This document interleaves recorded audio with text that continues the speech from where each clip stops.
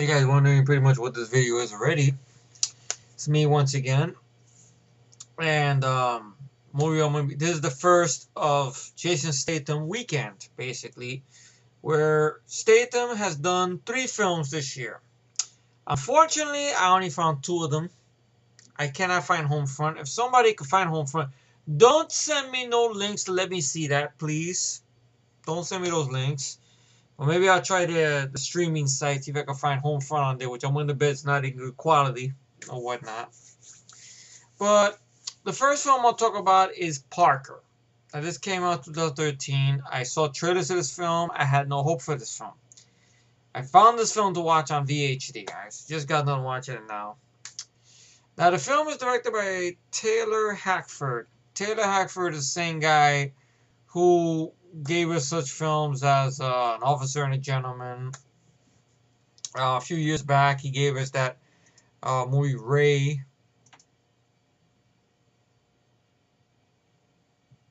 Let's see. The Devil's Advocate, Proof of Life with Russell Crowe, David Caruso, I believe. Other films he's done. White Nights from 1985. That Dennis Quaid movie, Everybody's All American. I mean, the one I remember enjoying a lot is An Officer and a Gentleman, which I do have the DVD of somewhere around there.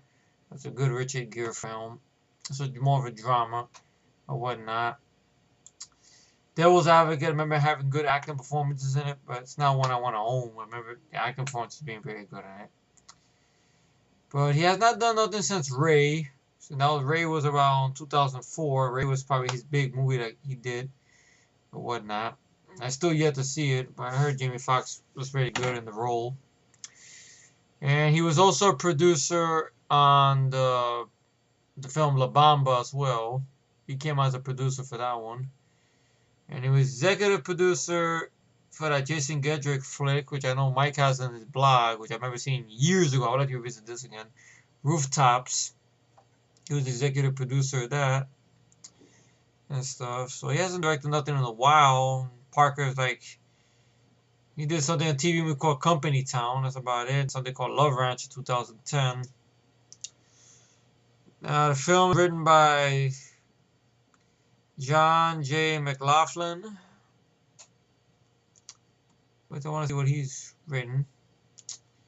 Of course, he was the writer behind Black Swan, which I remember thinking it was an okay flick. Good acting performed by Natalie Portman. What the fuck type of movie. And last year he did the screenplay for that biopic movie with Alfred Hitchcock titled Hitchcock. And he made the screenplay for this film. Now, you guys know, like I've said before in the past, that Statham's track record with me hasn't been very fucking good. I mean, to me, I could say the way I size up his films are Crank 2, High Voltage, The First Crank, Transporter, Transporter 2, Yes, War. Yes, I said it, War. Just me. That's it, War.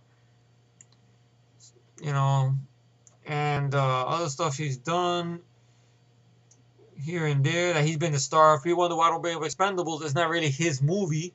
I mean, he's in a part of an ensemble, but I can say that's his last good watch. A lot of my friends love Safe. Fine, power to you. Great, you love Safe. I hated Safe.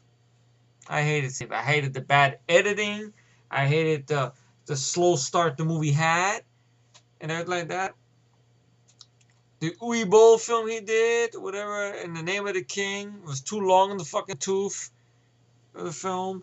Statham is good in it, but, you know, just because you're good in the film, the whole movie's got to be good, too. It's not just, you know, one guy and then that's it. The whole thing's got to work. I don't know what happened to this guy. It's just you could tell he's just cashing in, basically. I mean, these movies, this one I just finished watching here, it feels like a straight-to-DVD movie. Really, it does. The movie's budget was $35 million. Nothing I've seen in this film tells me $35 million. Really, it doesn't. Opening weekend, it made 7 and it only grossed over 17 million. It's a bomb. And I'm willing to bet a home front probably didn't make no money either, to be honest. I guess maybe the public is tired of Statham. I don't know. Like, I'm probably getting tired right now, pretty much. And I got this movie to go and stuff, and I heard bad things about Homefront. So let's see what happens. But what to say about this film? The character of Parker is based on novel from the author of the novel, I believe, which the character was adapted before, but it wasn't called Parker because they couldn't use it because of Donald Westlake in his novel and stuff like that. So they had to rechange the name of the character. Like, basically, the character Mel Gibson played in Payback is essentially supposed to be Parker, but they couldn't call him Parker or whatnot. And Payback, I barely remember of, to be honest. I know there's 2 different cuts of the film because the studio came in and reshot some stuff, and they're both available on DVD. One day I'll like to watch both of them back to back and give an honest opinion on both films. I remember little clips of it, not caring much for it or whatnot. I don't know. I just felt Mel Gibson just felt out of place there and shit. But this movie here is a 118-minute movie, and that's too long of a film. The movie opens up. It's gonna be spoilers in this, folks, so just be warned. I was not a fan of this film either, to be honest. And I got another movie to go, and if I can find Homefront, get through that one. And then, if all 3 of them are bad, if the other 2 are bad, then I'm washing my hands of Jason Statham. Really, I'm tired of this already. He has not given us a good film in a long goddamn time. You guys want to say safe? Fine. To your standards, not my standards. Sorry, not the way I hold him. Maybe I'm holding too much of the guy. I don't know. Because I look how good this film was filmed. I look how good the first 2 Transporter movies are filmed. By the way, Transporter 3 does suck assholes. I hate Transporter 3 as well. And Transporter 3 made me look down on him because that was his first misstep, in my humble opinion.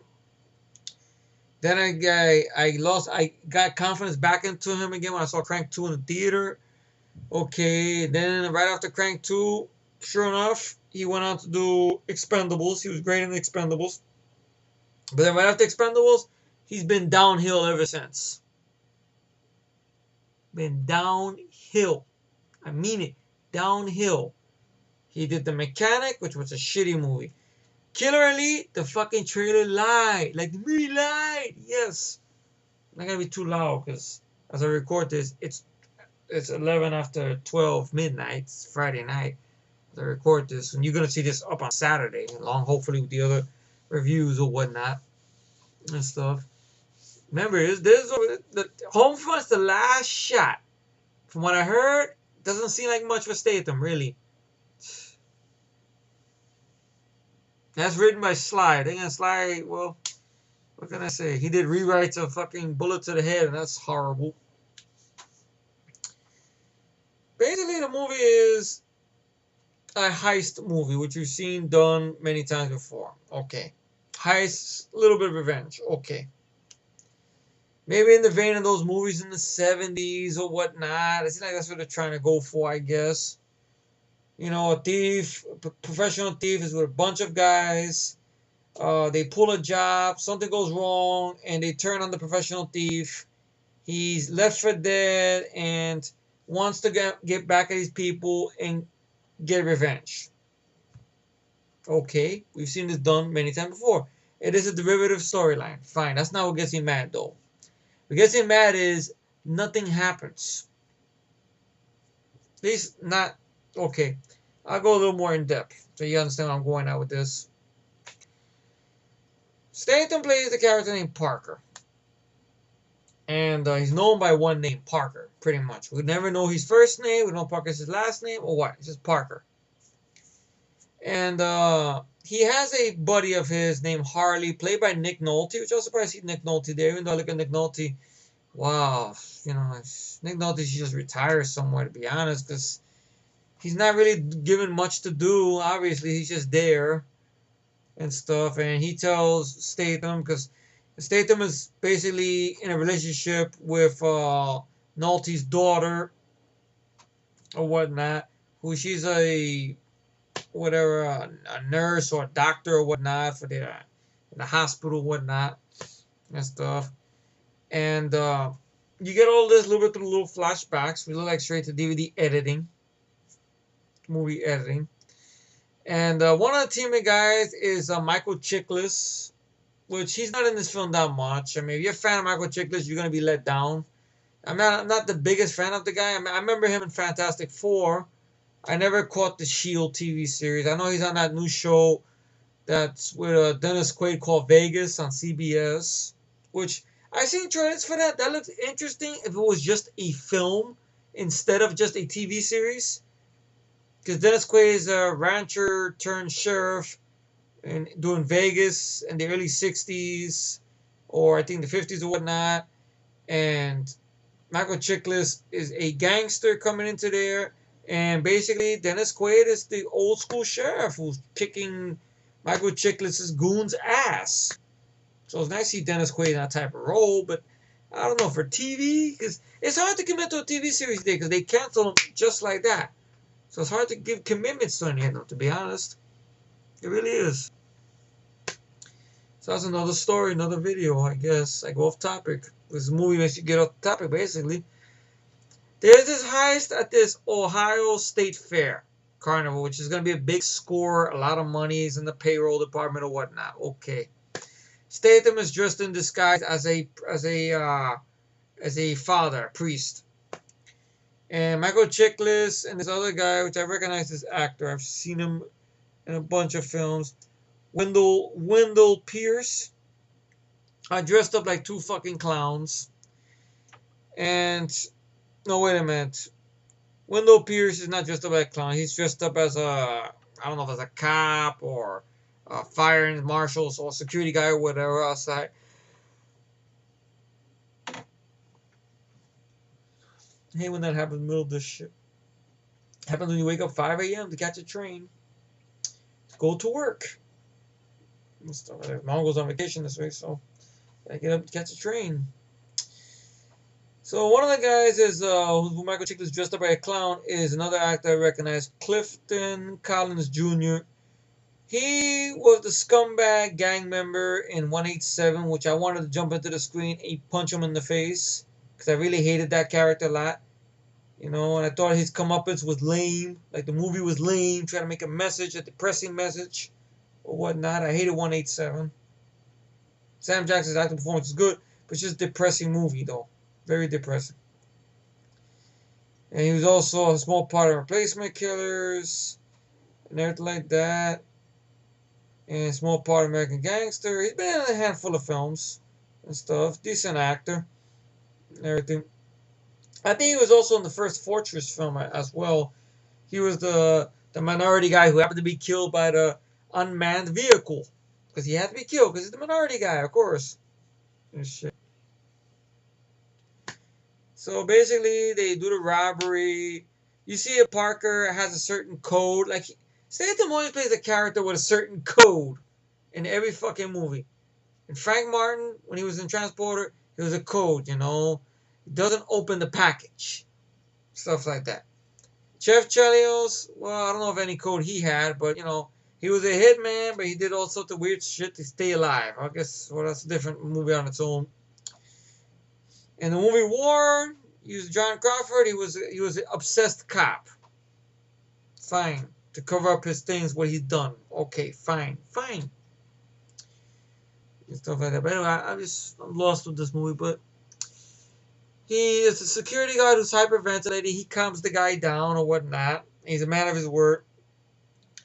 You get one of the guys who's a dumbass, who's part of the heist or whatever. You can tell this guy's a fuck up as it is. He's told to ignite this flare, right, and to let it burn in the back of the hay to cause a distraction so they can be able to get out there and stuff. This guy fucks up. and lights a stage on fire with people there. Now we hear stories that somebody's been killed. We don't see them get killed. We hear stories somebody's been killed. So Statham punches the guy in the stomach. You said you fucked up. You shouldn't have done that. Or like that. And really want no have nothing to do with these guys. He just wants his cut of this money, this deal, and to be done with. But Michael Chiklis' character is telling him that there's this big score in jewelry or whatnot is worth millions of dollars and stuff. And Statham says, "Look, let me just give my money and I'm out of here," and stuff. So they try to kill him. Okay, little decent little scene in the car, and everything like that. R-rated material. Okay, he jumps out of the window, which you see in the trailers. And as usual with these type of films, even I Spit on Your Grave had the same shit. They send this stupid dumbass guy. Well, goddamn, I Spit on Your Grave was a retarded guy, but still, same premise I've seen. Even that Van Damme straight to DVD film, which I remember not being a fan of, Desert Heat, same shit. Or Inferno, whatever fucking name it went by, where they send the fuck up guy to go and shoot the guy who you think is dead. Now, I don't know for sure if they show if he shot him or not.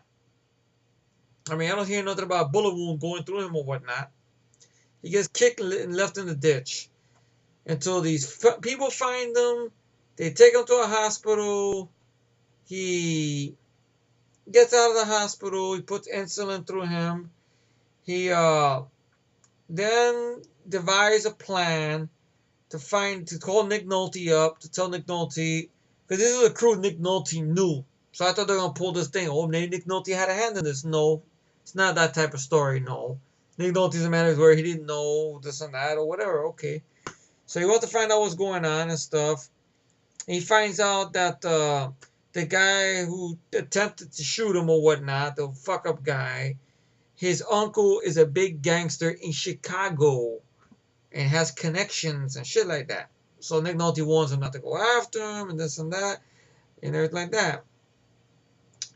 So he goes to see the brother of the guy that tried to shoot him at the little nightclub. Okay, a little decent little scene there where he interrogates the guy with the chair. But I seen that done better in Tango and Cash with Kurt Russell. What are you doing? English 101. You know, stuff like that. And he's going like the chair. I know, I thought it was done better. Then he outwits him in a little foot chase. Outsmarts him. Okay.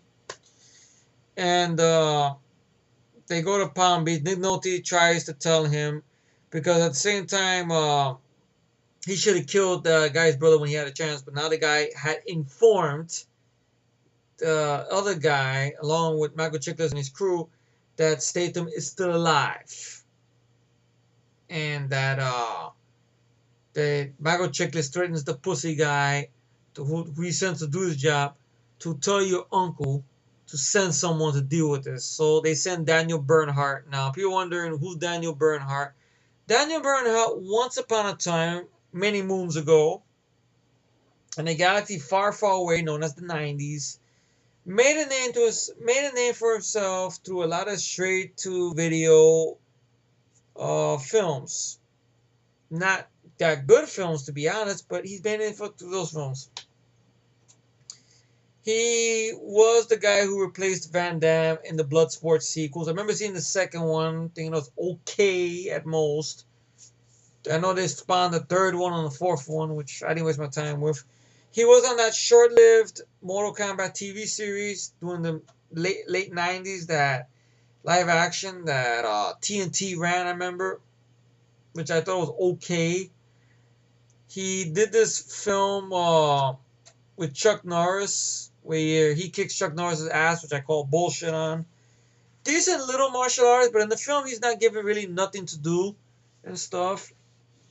He's just really nothing much to him, hardly no dialogue.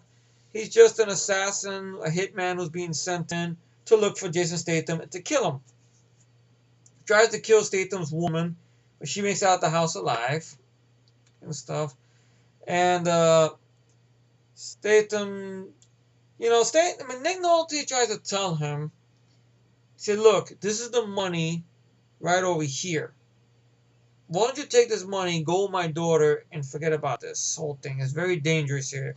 This guy is very dangerous. You put in You know, my daughter, the guy almost tried to kill my daughter, for God's sakes. And Statham goes, but it's the principal. So once again, this is another character Statham plays I don't like that much, to be honest. Because, because of his principle, people are going to get hurt because of him. This girl that's with him, I don't know if it's a fuck buddy or whatnot, who's the daughter of Nick Nolte or whatnot, you know, obviously it's a girlfriend. It's not just a fuck buddy because she does laugh for him and stuff like that. Even though the trailers lie, make it think it's going to be him and Jennifer Lopez, which wait till I get to her. Wait for it.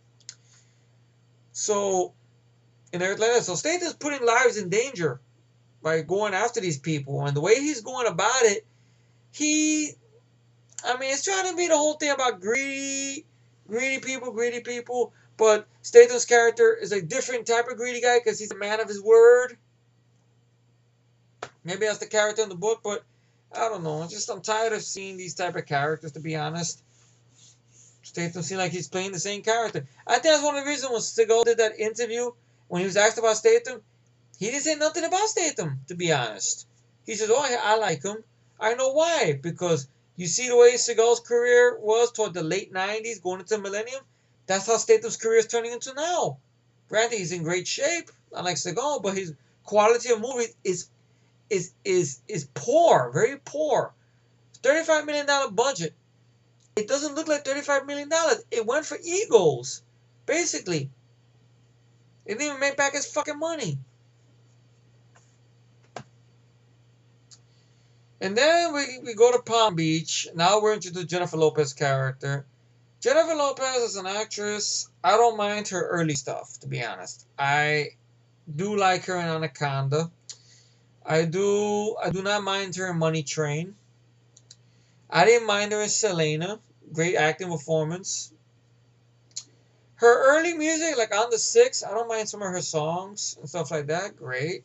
Even that song she did with her then husband, Mark Anthony. No me ames, está muriendo. You heard the song, you know what I mean? I don't have to sing in Spanish, but I like the song. No me ames. I don't mind that song. Okay. And stuff. Some of the other songs she did here and there, I didn't care much for, to be honest, and stuff. I know she made her comeback a few years back, or a year or two back, for some movie she did or whatnot. I didn't care to watch it and stuff, and everything like that. I didn't mind that film she did, Made in Manhattan. Out of Sight, I didn't bother watching because I don't give a fuck about Steven Soderbergh's movies. I think he's an overrated fucking director. Trying to make movies like the 70s or whatnot. Give me a fucking break. You and your fucking style and shit.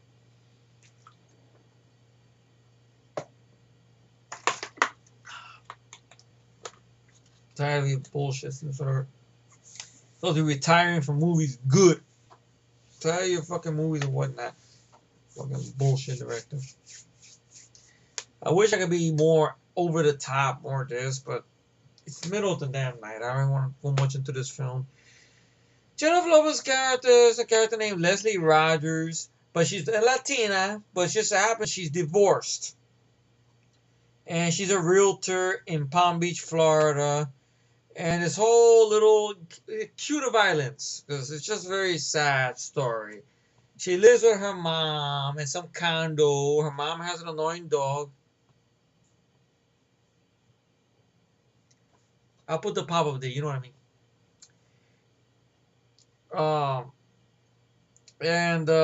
She's in a lot of problems where she owes money. Her car is going to be repossessed. Her house is going to be repossessed. All because her asshole ex-husband left her with a lot of debts or whatnot to pay up. And she hasn't made a commission on any of the places she's tried to sell in Palm Beach, or she tried to buy or whatnot to sell. She hasn't really made anything on it. Oh, bendito. Poor girl. And everything like that. Until she gets a client that she takes from another girl, stupid blonde bitch who works at her job. And meets up with Statham. Statham's using a different name because he went to go see the actor who played Ortiz and the first Speed film. I remember him. When they kept calling Gigantor. When he goes, you got some hairy cojones. That guy. Carlos Carrasco. Well, I remember him from there. He was also on Crocodile Dundee. He was the guy who got tied up when he thought the Aborigine were gonna eat him. He's like this. Like I remember him from Crocodile Dundee too. But he plays a guy named Norte, who's a forger or whatnot, who Statham needs him to make him an alias and shit. And basically, Statham does a very, very bad Texas accent. I thought it was pretty bad because Statham, he's been doing movies since 2002. For the past, all these years he's done films, action films or whatnot. He's never ever attempted at using an American accent. It's been, I'm the British guy, mate. That's it. You're a wanker. I kick your fucking ass, mate. That's Statham.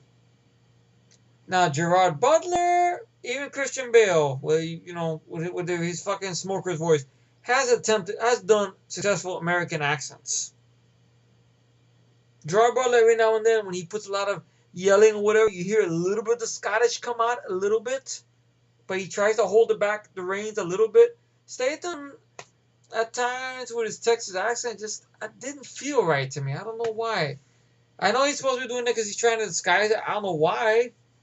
Because the character is supposed to be born in Ecuador. Like, why can't you use a Spanish accent? I'm going to be a Texan because I'm a Texan.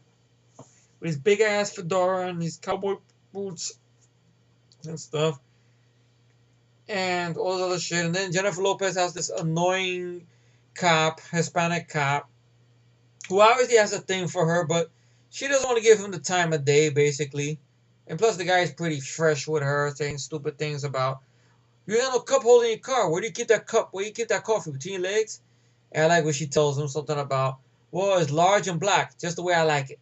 And, so that's like, all right, well, Jennifer Lopez's history with P. Diddy, of course, or with Wesley Snipes and Money Train, of course. She's from the Bronx. Jenny from the block. Because she have a little, then she have a lot. But the movie gets boring because it's like two different movies that happen. You have a revenge heist movie, and then it cuts away Jennifer Lopez's sob story. And this and that. She got so much days, so much time before the condos get repossessed or her car gets repossessed. So she's not making no money. So she notices some weird stuff about Statham's background check. And Statham is eyeballing one of the houses that's in the Palm Beach area where Michael Chiklis and his bunch of fuck-ups are planning their next job at this jewelry auction that the jewels are worth millions and stuff like that. And these dumb fucks leave the house alone. Statham breaks in there. Okay, starts fucking with their guns, which that comes into play later on in the film. All right. J-Lo happens to bring her nosy ass in there, waits for him by the car, and kind of nosy. Her character is very nosy in this film. And annoying. And that's what bothers me about Jennifer Lopez. I do like The Cell, by the way. I remember watching that film. Matt showed it to me one night. Did I review The Cell? I don't remember if I reviewed it. Let me know if I reviewed it. I don't remember. Or not, I'll check the videos. See if I reviewed The Cell. I don't remember if I did. But she was very good in The Cell. I will say that. People pick on her in The Cell, but I thought she was good in The Cell. This film, she's just useless. She's a girl who needs the money. And once again, they force this sob story down your fucking throat, which got me nauseous after a while. Oh, I gotta show people. I have to laugh at all their jokes like I like listening to their jokes and let them grope me. And hopefully I get a commission on a house.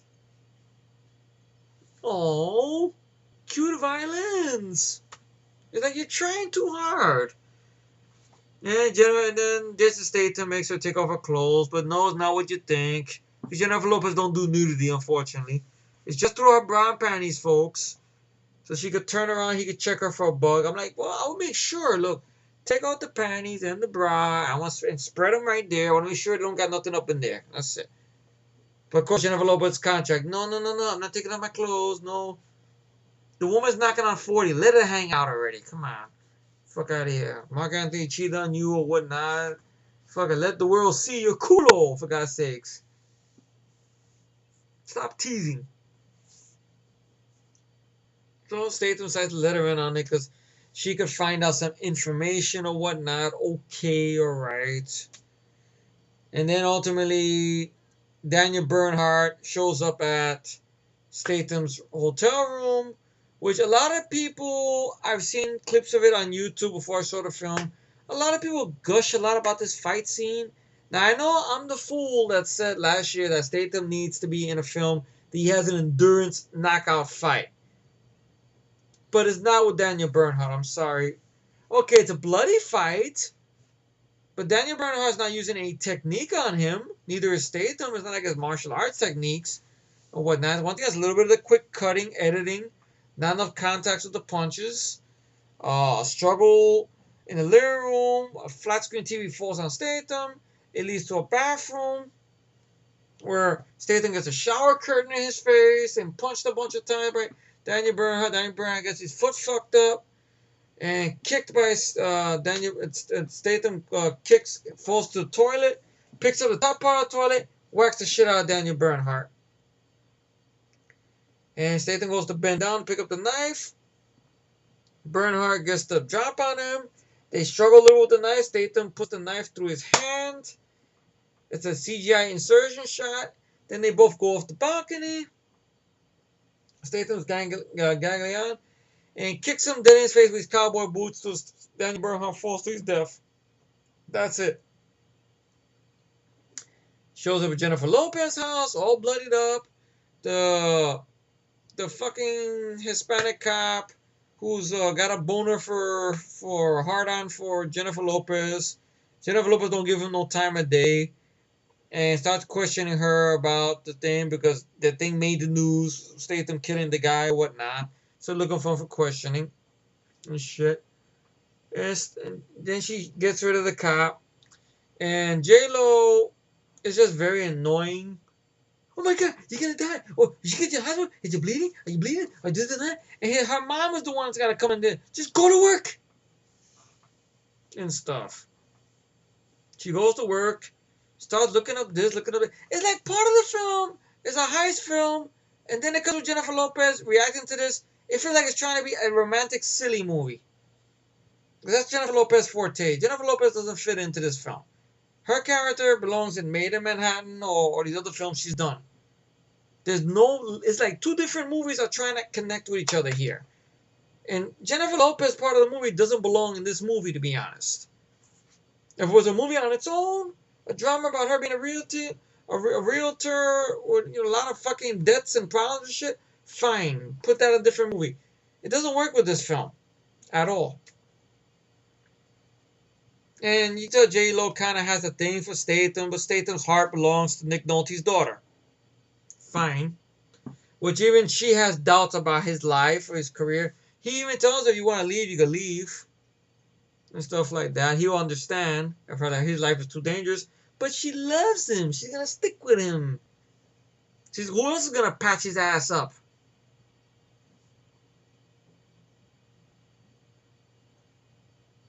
And everything like that. So he tells J-Lo to call this number, which is the girl, to come on and patch him up. She tells him something about, you can't pull this thing down. Look at you, you can barely stand. You don't worry about me. Go back to work. Even her mom tells her, go back to work. And shit. Nothing like that.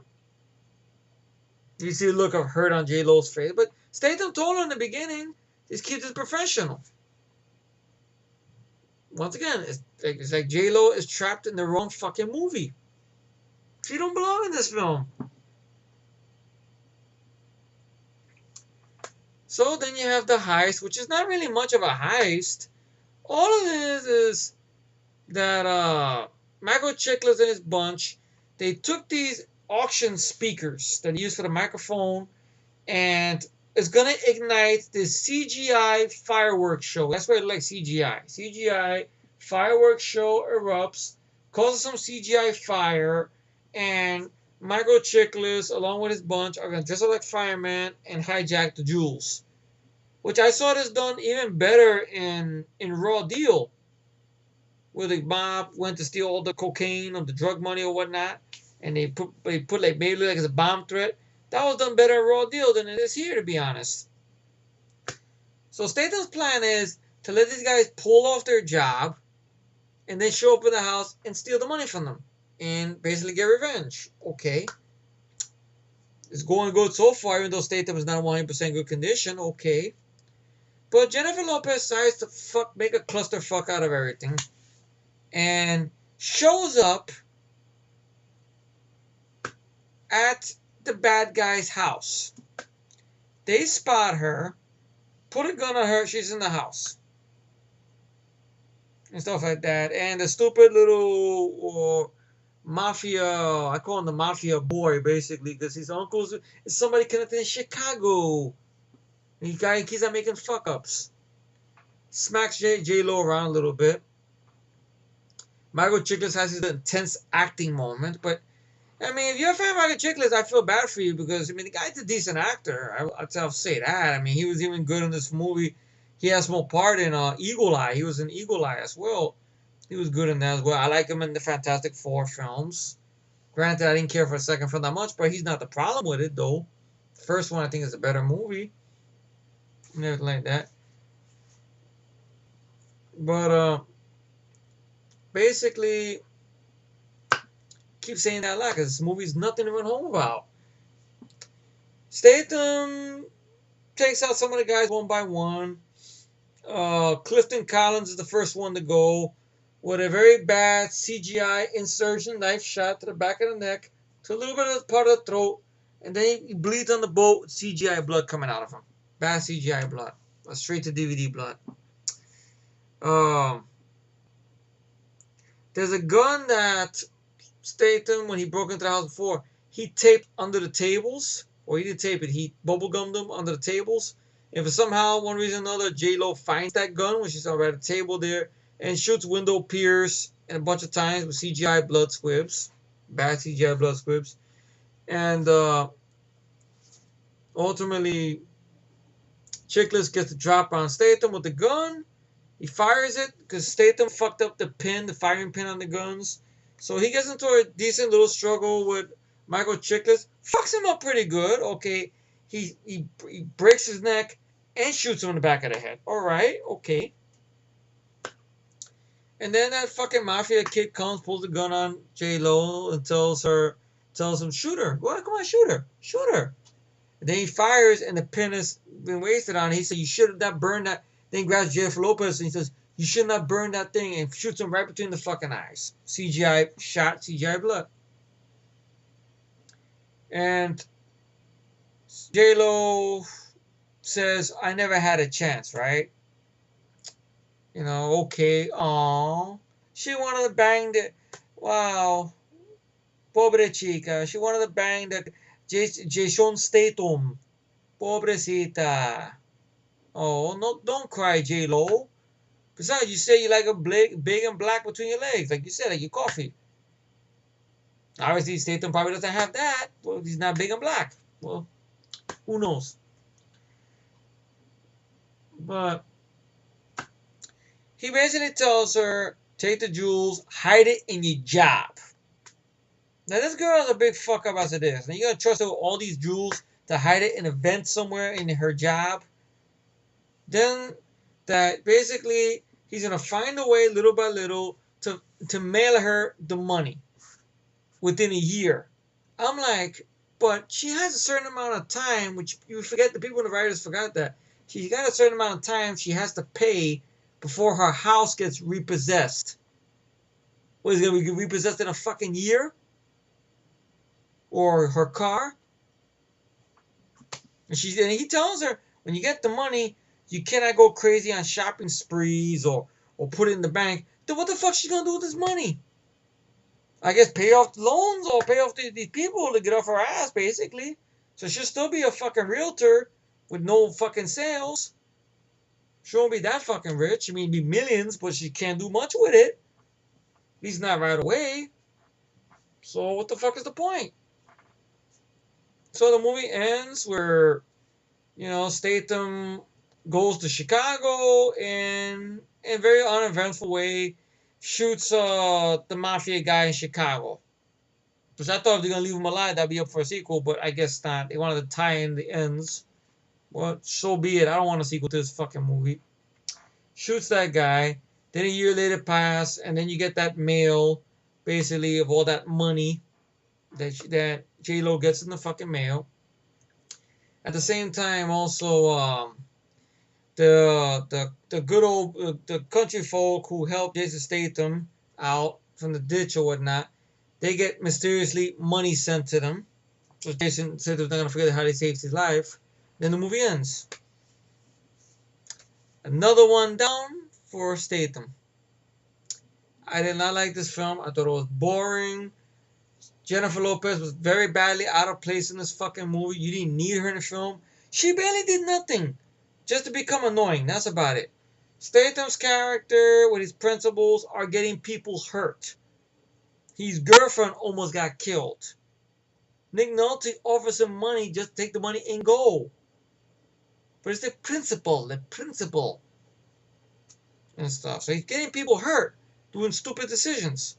And then keeping Jennifer Lopez in the loop, almost getting her hurt, even if she's stupid enough to come in the third act. Which he tells her, I can handle this.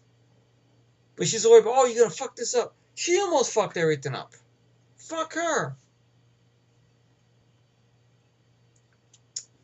So, the movie is a piece of shit, basically. I did not like Parker at all. You know, I'm glad I seen it, but I'm not going to see it again. This will be on the list of the worst films of the year. Let's see what's up next. Rating for the film is 0 out of 10. I didn't find nothing. Okay, little decent little shots here and there, like when he kills Michael Chiklis in the end, but I could just watch a better movie for that, to be honest. And shit like that. Oh, hell. He was on fire and he beat... Oh, yeah, that's right. Clifton Collins Jr. was your bad guy in Crank 2. I forgot about that. But Jason Statham killed him better in Crank 2. He was lit on fire, granted CGI fire, and beat the guy to death while he's on fire, for fuck's sake. Come on, you don't get better than that. But you had that badass moment in the basketball court in the first Expendables film. His fight with Scott Adkins really hasn't aged well, to be honest. It's too fast of a fight. Could have been more better, you know. Because all Statham does hit him with a couple of brass knuckles into the back of a tail blade, and he goes, you don't mess with the classics. That's it. I would think maybe it'd be a knife fight or something. No. So, really nothing to it. 0 out of 10 rated for this film. Thank you all for tuning in. And stay tuned next when I review the film of many names. Crazy Joe, Hummingbird, or the last title we got, Redemption. Which I'm going to go see that next now. So, pray for me. Wish me luck. You all take it easy. And I look forward to seeing your feedback down below. Welcome to the first installment. And to the Statham Saturday. Later.